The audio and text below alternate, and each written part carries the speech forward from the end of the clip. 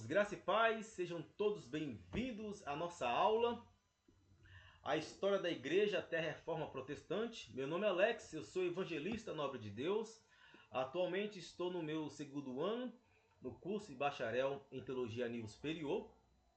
E o objetivo desta aula é trazer de forma panorâmica um pouco da história da Igreja, desde o primeiro século até a Reforma Protestante. Nós temos aqui alguns objetivos, é claro: explanar a história da Igreja até a Reforma Protestante, descrever os pontos que fizeram a Igreja se desviar do seu propósito inicial, explicar a importância da Reforma para os nossos dias. Nós temos que entender que a história da Igreja não acaba no livro de Atos, sim, Atos dos Apóstolos, escrito pelo nosso irmão Lucas. O próprio livro deixa aberto a continuação da história da igreja. Sim, desde o primeiro século, Deus tem levantado pessoas para continuar a pregação do evangelho. Por mais que já passamos pela era apostólica, pós a era apostólica, Deus levantou sim pessoas para continuar a pregação do evangelho. Então todos nós temos essa incumbência ministerial, né? Essa ordenância, aplicando, nós temos essa ordenância de levar o evangelho, de continuar a missão a qual toda a igreja recebeu no primeiro século através de Cristo Jesus, que todos nós temos que ir e pregar o evangelho. A história da igreja, né, não acaba no livro de Atos. Então, devido isto, pós a era apostólica, Deus levantou pessoas para levar o evangelho. Exemplo, nós temos aí Policarpo, nós temos na era patrística, né, nós podemos citar aqui Santo Agostinho, que foi uma pessoa com bastante relevância para nós entendermos algumas doutrinas da palavra de Deus. Bom, nós temos aqui, começando o período da perseguição. Os primeiros 3 séculos são caracterizados pela perseguição e martírio. Sim, a igreja no primeiro século era martirizada, e daí nós podemos entender que hoje, no tempo contemporâneo a qual nós estamos, se vier uma perseguição, não é porque Deus nos deixou, não. Porque a igreja primitiva, né, que Deus fundou lá no primeiro século, né, foi a igreja sementeira, que expandiu de forma, através da pregação do evangelho, a fé cristã. Então, nós não somos diferentes da igreja primitiva. Muitos pensam o seguinte: Deus jamais permitirá uma perseguição para a igreja contemporânea. Bom, eu discordo, porque aquela mesma igreja, né, que se iniciou lá em Atos é a igreja de hoje, é a igreja que está estabelecida pela pedra angular, que é Cristo Jesus, né? Debaixo da graça de Cristo, debaixo da exousia, da autoridade de Cristo. Então nós temos aí o período da perseguição. Então os primeiros 3 séculos foi terríveis. Pessoas morreram pelo evangelho, né? Pessoas davam a sua vida pela palavra de Deus. E coisa que os pastores de hoje têm que preparar a sua igreja para, se possível, se vier, né, esse período novamente, a igreja tem que estar preparada para não negar a fé. Então nós temos aí os primeiros 3 séculos, né, um período de perseguição, um período terrível. Para a igreja, Roma não aceitava, né, essa nova fé. A igreja era conhecida como a seita dos nazarenos, Yahudi Natziri, seguidor do Nazareno, né? Yahudi judeus, Naziri nazarenos. O judaísmo ortodoxo entendia os seguidores de Cristo Jesus, de Yeshua, como uma seita, né? E devido ao judaísmo ter uma ligação com Roma, daí começou uma grande perseguição para os seguidores de Cristo Jesus. Eles não aceitavam a nova fé, a fé cristã. Isso para eles era uma afronta. Até então que Roma tinha César como seu único senhor, e os cristãos do primeiro século jamais se curvariam a outro senhor, né? Então daí surgiu um grande conflito entre os seguidores de Cristo, que na visão de Roma era tido como uma seita, né? E aí começou a surgir as perseguições, porque o Império Romano exigiu que todos se curvassem a Roma, né? E principalmente ao seu imperador. Alguns imperadores de Roma, eles eram considerados como divinos, né? Se consideravam-se como Deus. E isso é uma blasfêmia para o cristianismo. Ainda mais que a maioria da igreja primitiva eram judeus convertidos ao cristianismo, né? Os novos cristãos. E isso para Roma, né? Essa nova fé que se crescia através de Cristo Jesus era uma afronta. Bom, aí nós temos aqui no período da perseguição, os cristãos eram perseguidos por motivos, vamos lá, políticos. Era preciso escolher entre a lealdade a Cristo ou César, sim, é o que eu acabei de explanar, né? César se colocava como uma pessoa divina, como um Deus, né? E como os cristãos entendiam que isso não era uma verdade, eles não se curvavam a César nem ao Império Romano. Bom, motivo religioso, os romanos exigiam dos cristãos adoração aos deuses pagãos. Sim, Roma, principalmente os soldados, seguiam uma religião conhecida como mitraísmo, né? Onde eles adoravam o sol. Em sua Santa Ceia eles sacrificavam um boi ou um touro, né? E pegavam o seu sangue e bebia. E era uma religião pagã. Bom, motivos sociais. Muitos cristãos pertenciam à classe mais pobre da sociedade e por isso eram vistos como desprezo pelos líderes aristocráticos da sociedade. Sim. Então, o cristianismo também mexeu com a economia. Fato é que nós temos aqui uma referência bíblica, né? Atos 19, versículo 24 e 26. Muitos fabricantes de ídolos se opuseram ao cristianismo, sim. Devido ao avanço do cristianismo, muitas pessoas pararam de ser idólatra, de comprar imagens, de fazer sacrifício aos deuses pagãos. E isso começou a afetar a economia de determinadas cidades, principalmente Atenas, né? Que tinha sua base econômica através da idolatria. Porque as pessoas começaram a receber a graça, a salvação através de Cristo, a verdade começou a entrar em seu intelecto e eles entenderam que não era necessário mais comprar, né, estátuas, movimentar aquele comércio satânico que se tinham naquela decorrente época. Então isso começou a mexer com a economia. Então se explodiu aí uma grande ira, né, pela parte dos imperadores para perseguir os cristãos. Bom, nós temos aqui, durante os primórdios da igreja em Jerusalém, os judeus foram perseguidos. Somente no governo de Nero, nós temos aí Nero, né? As perseguições partiram do Estado romano. Nós temos aí, no ano 70 do primeiro século, Jerusalém foi destruído, o templo, né?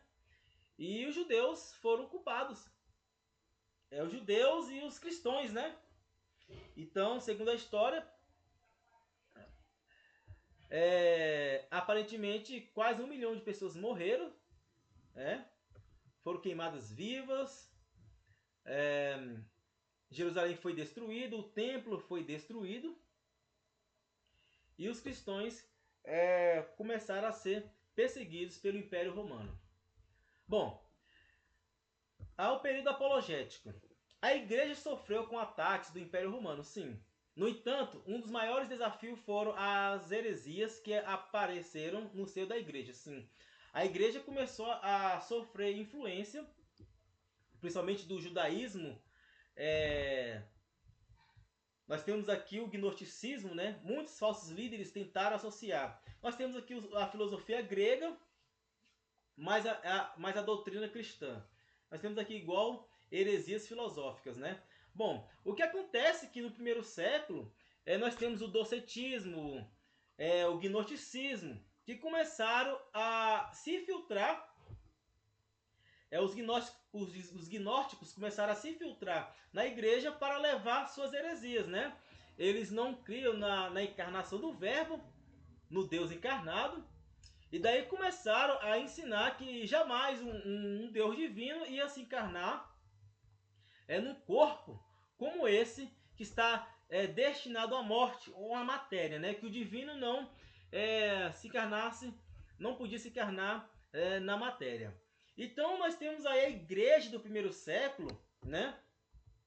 A igreja do primeiro século sendo influenciada por falsos líderes, né? Pelos falsos profetas, pelos falsos doutores, como acontece também nos dias de hoje. Um exemplo grande é o gnosticismo, né? É onde eles pegaram filosofia grega, platônica, né? Desde 4 séculos antes de Cristo, né? E trouxeram esses ensinamentos para se infiltrar na igreja. Bom, a igreja primitiva combateu o gnosticismo, sim, no período do apóstolo Paulo e João, sim.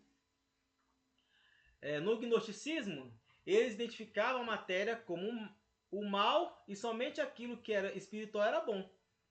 Com isso, negava a encarnação e a divindade de Jesus Cristo, o Filho de Deus. Sim, e nós temos hoje algumas denominações que se dizem ser cristã, que seguem esse mesmo ensinamento. Então, isso é um exemplo de alguns erros teológicos que entraram na igreja durante o primeiro século. Bom, devido essa confusão doutrinária, né, dessas falsas doutrinas, melhor se falando, que a igreja teve que combater, algumas pessoas, é claro, que foram influenciadas, né? E aí surgiu um grande debate sobre a divindade de Cristo, né? Nós temos aqui a palavra trindade, é claro que a palavra trindade é uma palavra que não é bíblica, né? Claro, o certo é unidade, o certo é divindade, né? Nós temos o nosso Deus, né? Subsistente em 3 pessoas, o certo é divindade. A palavra trindade é uma palavra técnica, né? E somente o cristianismo vê pelos olhos da fé, através do testemunho das escrituras, o único Deus em essência que subsiste em 3 pessoas. O que nós temos que entender é que uma das grandes influências, né, principalmente do judaísmo, do judaísmo ortodoxo, dos gnósticos, do gnosticismo, era entender que Jesus não era o Deus encarnado, né? Bom, aí nós temos aqui Constantino já aparecendo no cenário, mais ou menos em 325 aí, mais ou menos. Constantino foi um imperador romano. Ele estabeleceu o Edito, conhecido como Edito de Milão, que garantiu à igreja a liberdade de culto. Sim, Constantino, ele oficializou o cristianismo. Nós temos aí o concílio, o famoso concílio de Nicéia, né? E nesse concílio de Nicéia foi estabelecido a doutrina, né? Que nós conhecemos hoje como Trindade, né? Onde Deus, ele é Jesus Cristo, ele é o Deus encarnado. Mais tarde nós vamos ter Agostinho, né? Que vai fortalecer essa doutrina. Bom, então até aqui nós temos aí o Concílio de Nicéia, 325. Finalidade era resolver a controvérsia apresentada por Ário. Sim, Ário, ele foi um herege na época do Concílio de Nicéia, que afirmava que Jesus não era Deus, sim. Aí se teve esse Concílio de Nicéia, reunir ali os bispos em Nicéia. Depois tivemos também outros concílios, né? Em Constantinopla. Então a igreja, nós podemos observar que a igreja vem sofrendo ataque desde o primeiro século. Então Ário, ele foi refutado, né? Foi tido como herege.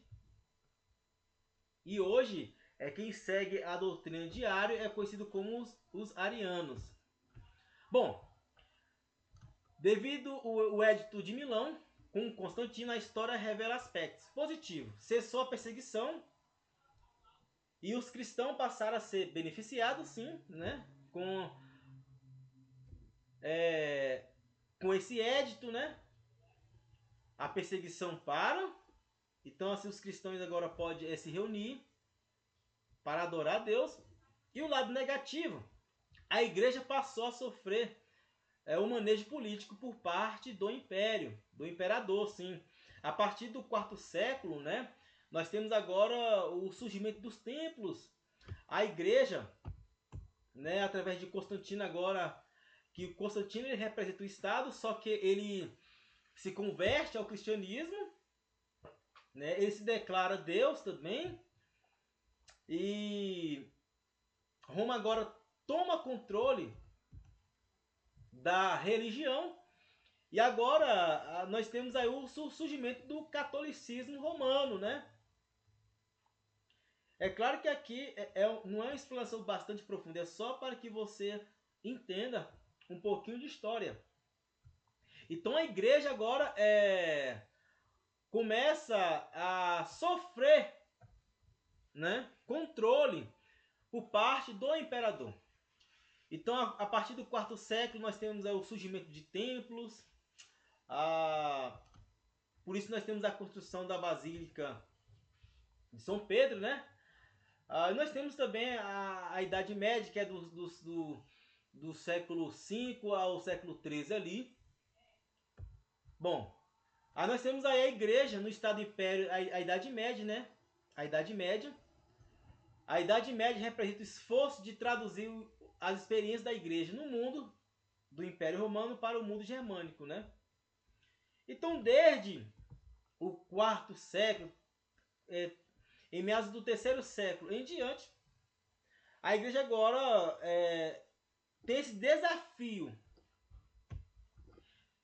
de representar, né, Deus no mundo. A questão que nós temos aí vários obstáculos, né? Nós temos aí o Sacro Império Romano Germânico, que iniciou-se em 962, séculos depois do Edito de Milão, sim, assinado em 313 por Constantino, para a legalização do cristianismo. Não é porque Constantino assinou esse Edito de Milão que a igreja, né, descansou. Apenas aquela perseguição ferrenha cessou um pouco, mas a igreja, desde o primeiro século, vem sofrendo perseguição. Fato é que nesse ano de 2026, né, nós temos aí no continente africano, né, a igreja sendo perseguida, né?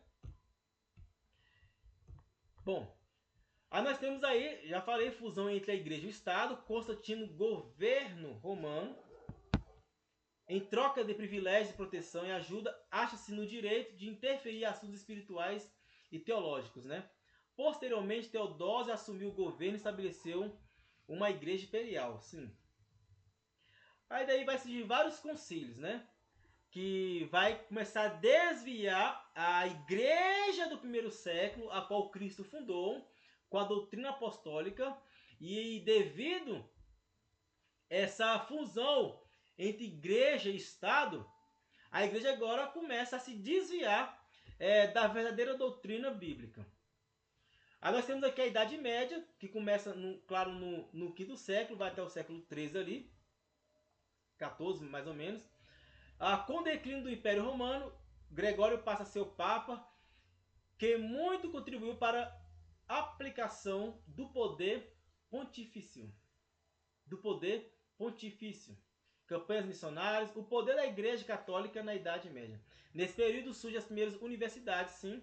Nós temos agora as primeiras universidades teológicas. Nós vamos ter também o grande cisma, né? Onde a igreja começa agora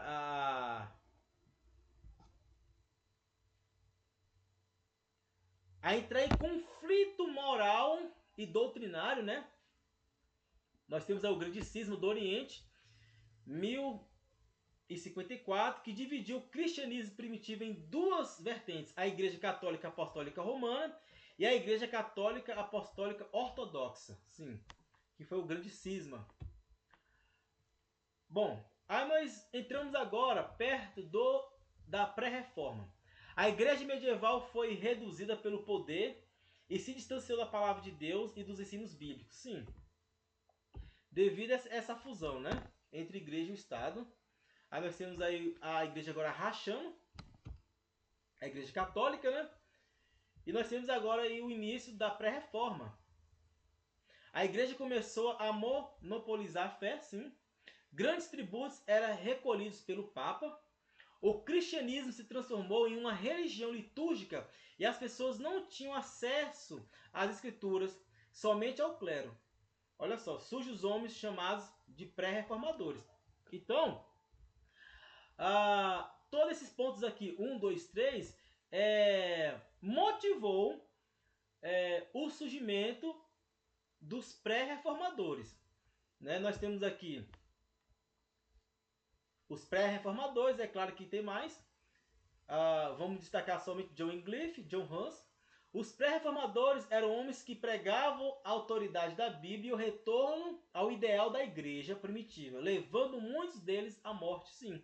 Bom, se eles pregavam o retorno da igreja à verdadeira doutrina, é porque, né, nesse período aqui já começa-se o desvio da igreja primitiva da verdadeira doutrina bíblica, né? Nós podemos ver aqui, ó, a igreja começou a monopolizar a fé, sim. Eles começaram a controlar, né? Grandes tributos eram recolhidos pelo Papa, né?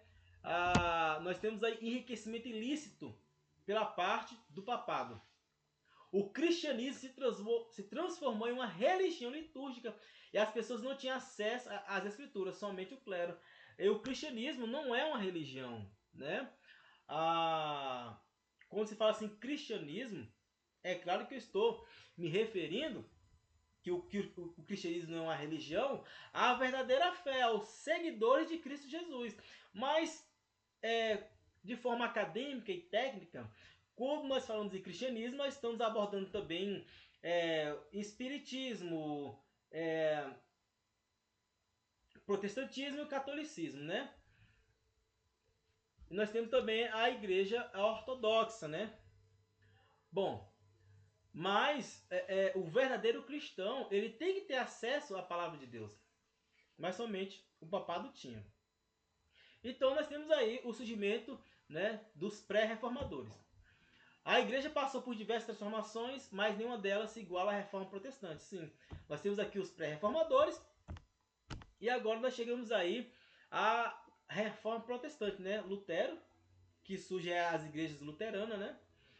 E Lutero, ele foi a pessoa que deu a sua vida, foi martirizado para levar a verdade, para desgarrar a igreja das algemas, a verdadeira igreja espiritual, né? Então a reforma foi importante para desgarrar a igreja espiritual, e Deus usou Lutero, da igreja falsa, né? Da igreja denominacional, que era a igreja controlada pelo Império Romano. Bom, Martinho Lutero foi um monge agostiniano que, ao ler Romanos 1,17, foi impactado pela palavra, pois percebeu os erros que a igreja romana ensinava. Assim. Quando tudo parecia perdido, um homem lê à luz de velas, o justo viverá pela fé. Romanos 1,17. Então, ele percebeu que a igreja romana estava ensinando errado. Uma doutrina que não é bíblica. Então, a reforma protestante foi essencial para desgarrar a igreja de Deus, a igreja espiritual, que nasceu em Cristo através da cruz do Calvário, dos dogmas da igreja católica. Então daí nós temos a reforma protestante, porque na visão papal, na visão da igreja católica, né, os protestantes foram considerados como rebeldes. Aí por isso nós temos o nome protestante, eles estão protestando, né, os rebeldes. É claro que o nome protestante vai abranger outros pontos, né? Aquele que protesta porque está vendo o erro, está indignado. Foi o caso de Lutero. Viu que a doutrina estava errada. A grande luta de Lutero foi apresentar inicialmente que somente a Bíblia é infalível e inerrante, pois somente ele possui autoridade. Ela possui autoridade, perdão. Com isso, não se poderia aceitar a infabilidade papal, as indulgências, dentre outros erros doutrinários. Sim. Aí daí nós temos as bases da fé reformada, né? Surgindo, que vai surgir os solas, né? Os 5 solas da reforma protestante. Mas nós temos aí, né, uma data específica. Em 31 de outubro de 1517, Lutero fixou suas 95 teses na porta da igreja do castelo de Wittenberg, considerando o marco inicial da reforma protestante. Por isso que nós comemoramos a reforma nessa data, do dia 31. E foi no ano de 1517 que Lutero, né, fixou as suas 95 teses na porta do castelo de Wittenberg, né? Ao protestante, chamado por seus opositores, se deu pelo fato de muitos príncipes, seguidores de Lutero, leu um protesto. Por 14 cidades contra o edito do imperador Carlos V, que procurava reprimir o movimento da reforma. Sim. E durante a reforma, teve-se opressão, tentaram reprimir a verdade, mas como Cristo nos ensinou, passarão o céu e a terra, mas a sua palavra não passará, né? Nós temos também o apóstolo Paulo, quando escreveu suas cartas, né? Um exemplo, a carta aos Filipenses, ele estava preso, né? E ele fala que o importante era que o evangelho, né, alcançasse as vidas. Nós temos aqui em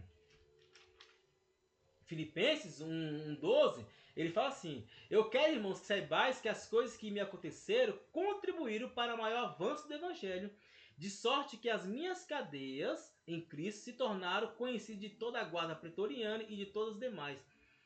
Muitos irmãos do Senhor, tomando ânimo com as minhas cadeias, ouso falar a palavra, mas confiadamente, sem temer, sem temor.